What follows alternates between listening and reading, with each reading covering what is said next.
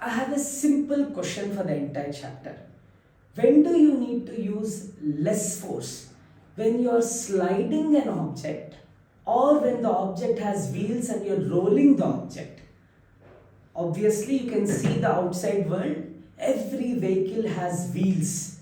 That means with rollers or with wheels, you need less energy. If the same object you want to move with the without the rollers, that means you want to slide them, then it would be very tough. So now the experiment is about the effect of rollers. What is the significance of this experiment? How did our ancients move objects? Now think about these two scenarios.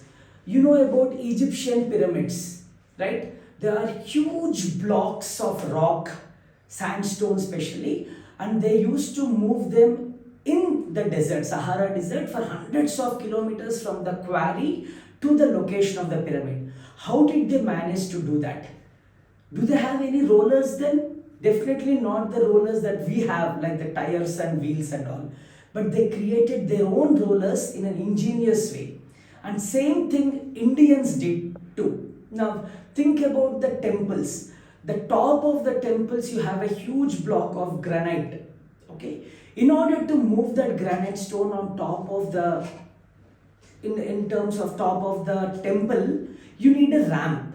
So pulling it on a ramp is one task. You could use elephants because it's India. But what about from the granite quarry to the temple location? Hundreds of kilometers you need to drag that granite rock. Do you think they used any wheels or did they use only the sliding action? So think about all this. We'll address it after we complete this experiment. Now we have two observation points.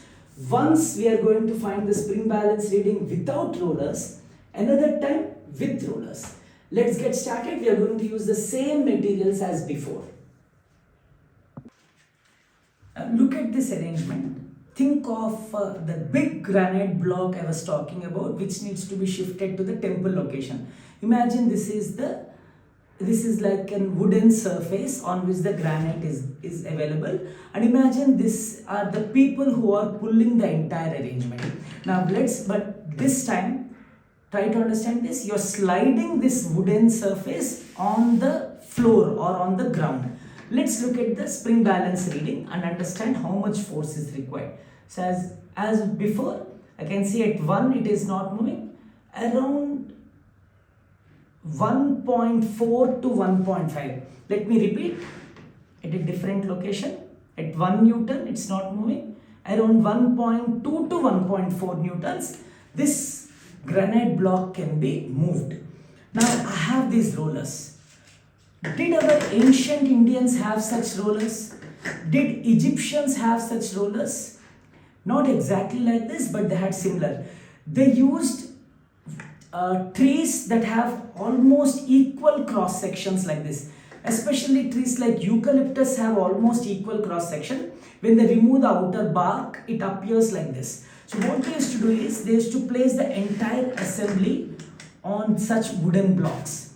Now, as you apply force, the last wooden block gets separated. People would pull it from the back and keep it at the front. Then again the process repeats. The last one gets separated, they would keep it in front. So in this way, they used to move the granite blocks for hundreds of kilometers. And let's see the reading this time. I hardly see any change. Let me pull it back. Now I'm not worried about showing you how they used to move the trees. I just want to see the reading. So it's hardly changing. I would say something like 0.2 or 0.4 Newtons. And at that very little force, we are able to move an entire granite block or this metal block. So the force required, the spring balance reading in the second case with rollers is only 0.2 Newtons, whereas in the first case was 1.4 Newtons. So imagine how much applied force has reduced, or in terms of energy, how little energy you have to use when you have rollers. So let's get back to the board to understand this further. We can further enhance this experiment by using a wooden plate underneath it, and the rollers could be used underneath this. As you pull, the last roller can be pushed to the front. So it's the same experiment, but it becomes easy when the kids are performing this experiment. Now let's look at the results. Without rollers, we saw 1.4 newtons approximately. With rollers, it is only 0.2 newtons. So what is the conclusion? Rollers reduce frictional forces. Now let's think the reason why this is happening. Now in case of sliding, when you are applying force in this direction, the entire contact area is resisting this motion in the opposite direction. So sliding friction is bigger than rolling friction because the total contact area with all its irregularities are locking with the base and it is trying to stop it. If you take a roller and when you are trying to apply force, so that is a roller, and imagine your block of wood is on top of it and this is the ground surface. Now when you are applying force over here, the contact area is very little, and secondly, the applied force is in this direction. Since it is rolling, the reaction force, okay, since the object is rolling like this, the reaction force would be in a different direction, or the resistance could be exactly opposite to the direction that I have drawn. So it would be tangential to that circle, but it's not opposite to this particular force. See, here applied force and the resistance force is opposite to each other exactly, whereas the resistance force is at a different angle in this case. So this reduces the friction. When they are exactly opposing, that means 180 degrees apart, there is more resistance. When there is an angle between them, when the applied force and the resistance force, by the way, the factor of the applied force would be in this way, whereas the resistance force is in that way. It's just a factor. This is the overall applied force. A small portion is applied in this direction and resistance has to only apply in the opposite direction. This reduces friction by a lot. In fact, it's a lot actually, 1.4 and 0.2. Try to understand the difference. Alright. Now I have a task for you.